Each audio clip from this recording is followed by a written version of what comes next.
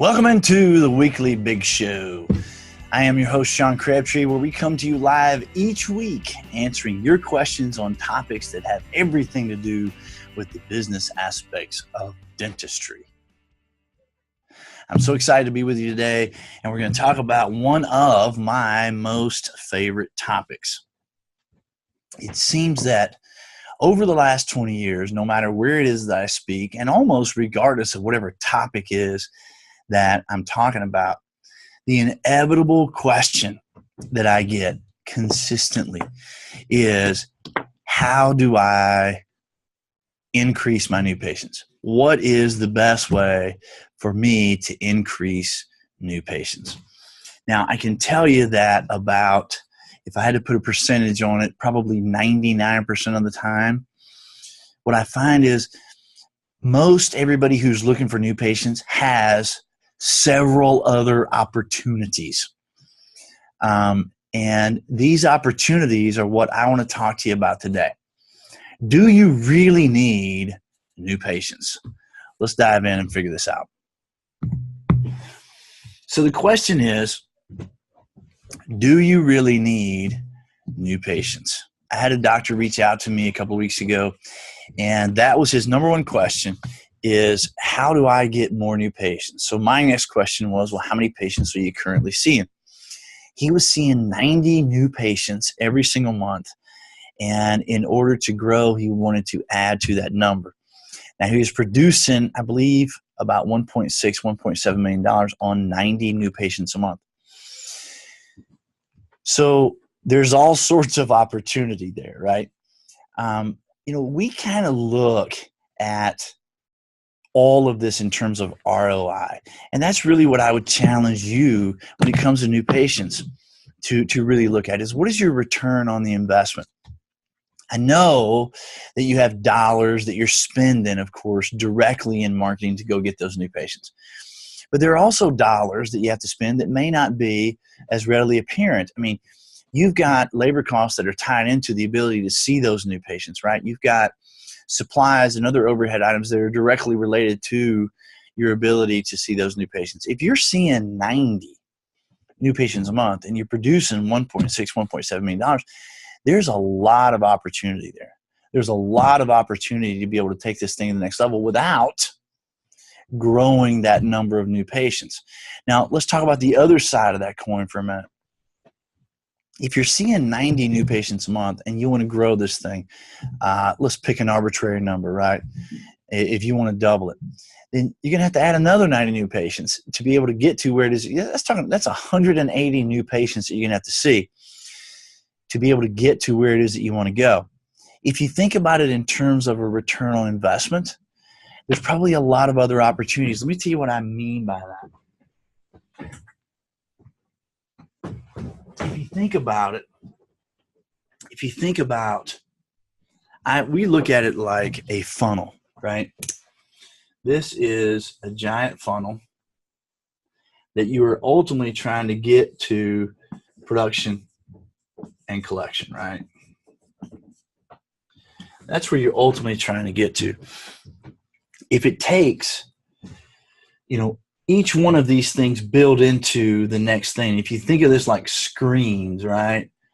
Screens. So each one of these things is building into the next thing. So, for example, if I'm trying to maximize my return on investment in terms of the dollars, in other words, I'm spending so many dollars already to net me, in the example I gave a moment ago, 90 new patients. So I'm spending X number of dollars, I'm netting out 90 new patients.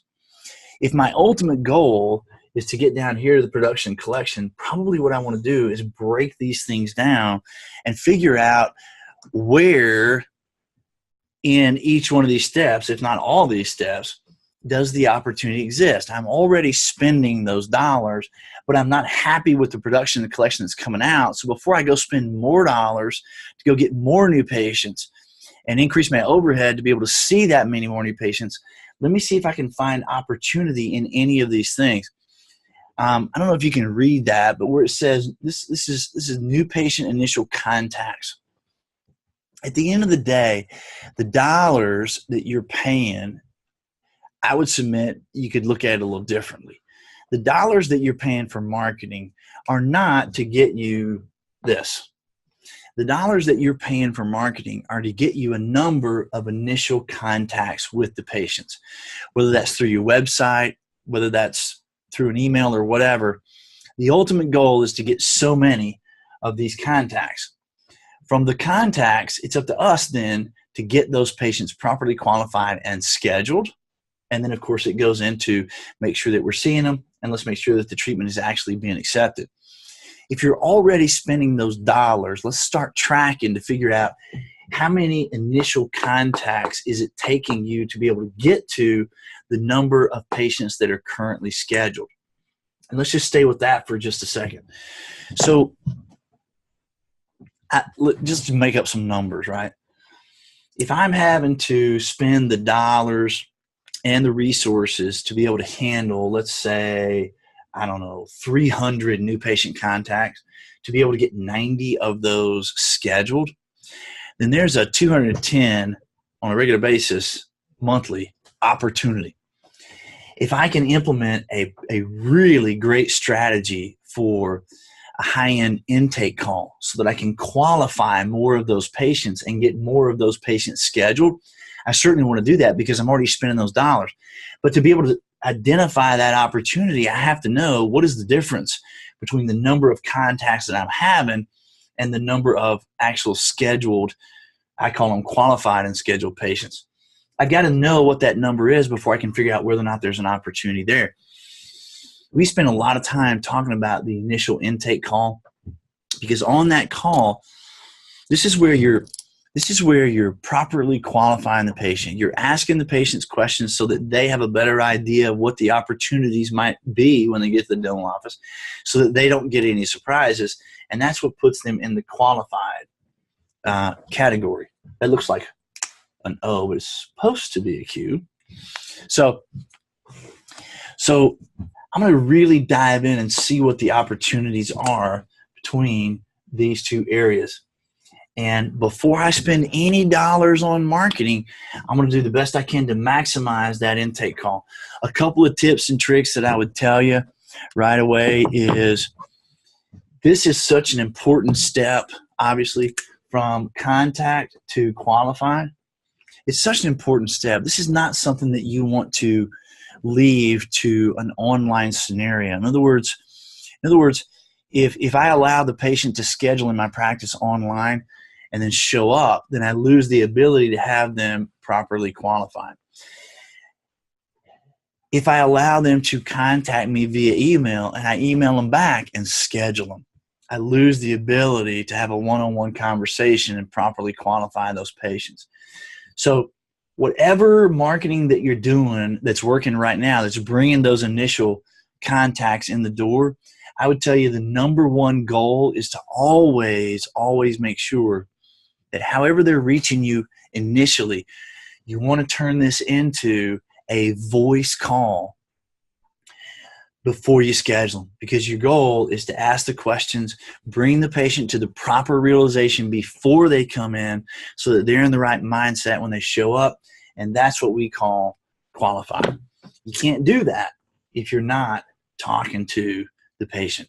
So step one, figure out what is the opportunity between the number of contacts that you're having versus how many of those are actually qualified and being scheduled. And that is on the initial intake call. That is really, really important. I call it the intake call. And that goes right there.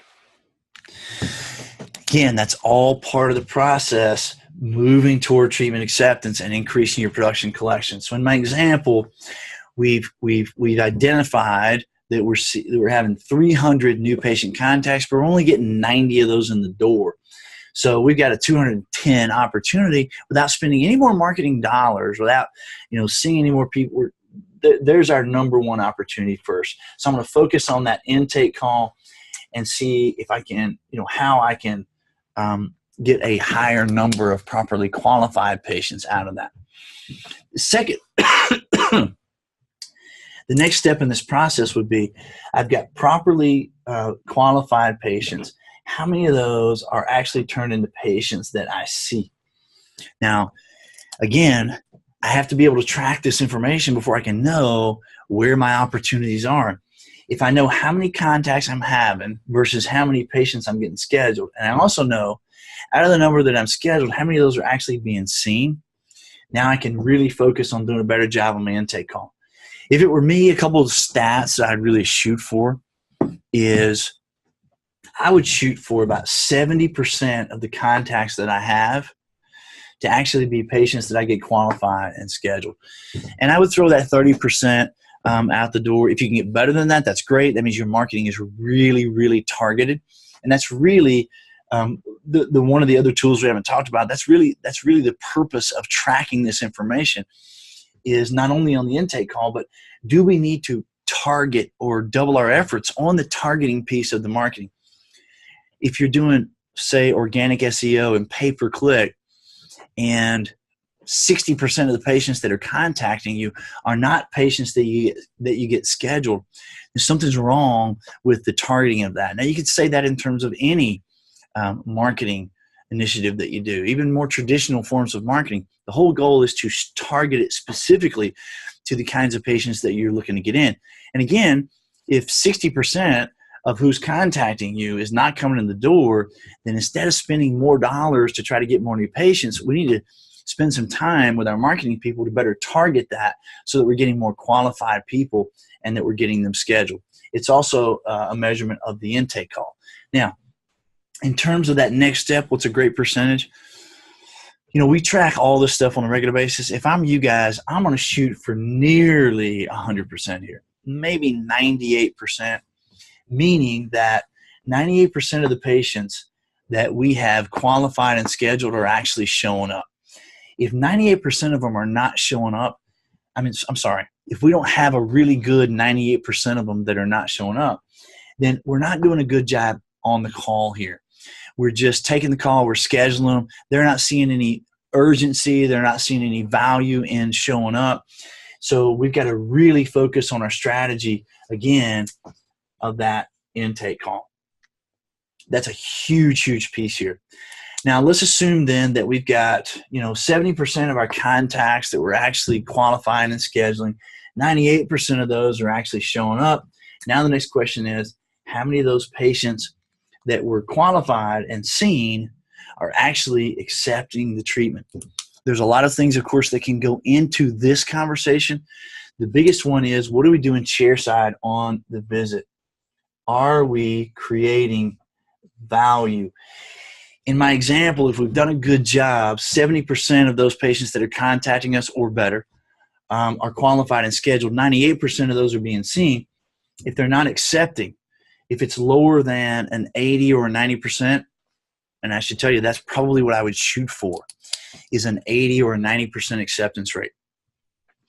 And wait a minute, before you freak out on me on that, I know that there are lots of stats out there. I think the normal stat is that it's about 37%. 37% is way, way low.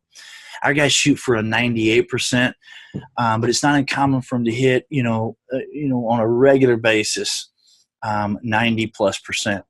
Meaning that, let's say, if you say it's 98%, 9.8 times out of 10, any patient that shows up and presents with something, they're walking out the door scheduled and having that paid for. Now, I got to watch how I'm tracking that too.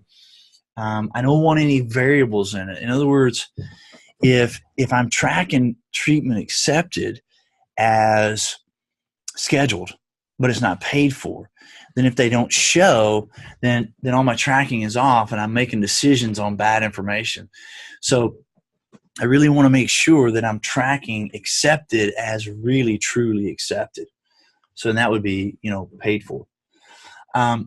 So I would shoot for a 80 to a 90. Our guys shoot for a 98% acceptance rate right here. And I know if that's going to freak you out, listen, here's what I tell you. Just because you haven't done it in the past doesn't mean that it's not possible. Most of the folks don't have an intake call initiated right here. So you got patients that are showing up. They've got all kinds of, first of all, you got a challenge because you don't have an intake call. They're not A lot of them are not being seen. They're scheduled, but they're not actually being seen. If you've got if that's the situation, you don't have a really good intake call, then the patients that are showing up, they're under the wrong realization. They thought they were coming in for a cleaning, and then they didn't realize they've got $12,000 worth of work, where with an intake call, some really good open-ended questions can bring the patient to the proper realization so that when they show up, they're under the right mindset, and you won't have that challenge. So that is probably the biggest piece there that'll help you with your treatment acceptance. The other part of that is the actual value. If you've not, if you've had a 37% treatment acceptance rate in the past and you're going, oh my gosh, there's no way I could get 80 to 90%. Well, the first step is you don't have the intake call. The second step is we're not creating value at the actual visit. What I mean by that is we're not finding out on the front end what's most important to the patient. All we're doing is looking in the mouth clinically, and we're giving a diagnosis. Patient doesn't see value in the diagnosis, so they're getting into the cost and the insurance and so forth, and the acceptance rate is really, really low. If you're asking value, finding that information and creating that value for the treatment and the time and the doctor and the team, if you're creating value and it's based on a high number of patients that are being seen from patients that are qualified, now you got a whole different scenario that's going on. So before I get into a big conversation, if I'm you, before I get into a big focus on adding new patients, I'm really going to break this thing down and start tracking this information all the way through, because it's likely that I can continue to spend only those dollars and those resources that I'm currently spending, but get a much, much, much better rate of return based on all of these things that we've talked about. One more important piece of this when it comes to treatment acceptance, there's so many things that play into that. First of all, was the intake call done properly? Did we create value chairside? The third piece of that is, how are we handling the financials? If we're walking in, with a menu of options, and there's a line item with $1 attached to each of those items, you're probably not expecting to get very good treatment acceptance. So theoretically, you could have a lot of these good things in place, but if you present the financial in those terms, or if you present it in terms of so many, this is what I expect your insurance to be, etc. Man, I got to get some water. You can still blow it, in other words, in the financial. The three biggest pieces before you go trying to figure out whether or not you need to add more new patients to what you're already seeing.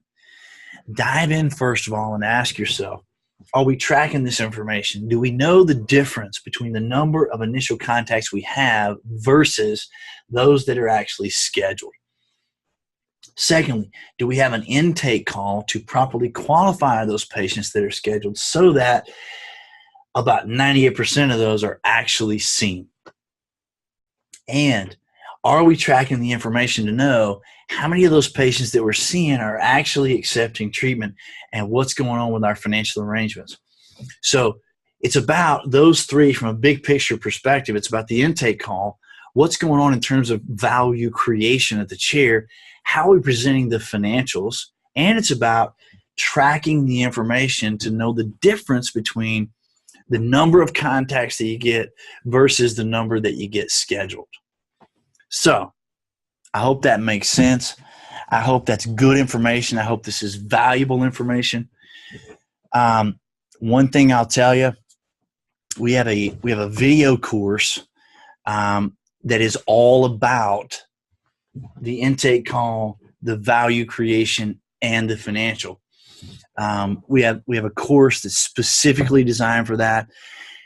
It's $9.95, but if you're watching this, if you will call us before the end of the year, this can be yours for $4.95, and we go very much in depth to each of those things. Now, it's not about the initial intake calls. I just want you to know that that's an opportunity that you need to be tracking on a regular basis. But it's in it's very much in depth on the intake call, how it is that you create value chair side, and then what needs to happen on the financial arrangement side of the house. So take advantage of that. I hope you got lots of great stuff here that you can take back to your practice and implement on a regular basis. I want you to succeed. I want you to get there. I want you to stop working so hard to be able to get where it is that you want to go. It's about a better return on investment, and that's what I want you to have. So if you like this information, the only thing I would ask is please share it. Share it. Subscribe, find us on YouTube and subscribe to our YouTube channel. We've got all sorts of information like this on a regular basis, free for the taking. We've got, let's see, connect with us on LinkedIn and also find us on Twitter.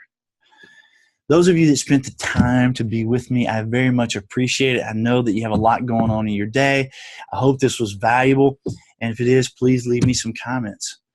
I'm Sean Crabtree. We'll talk soon.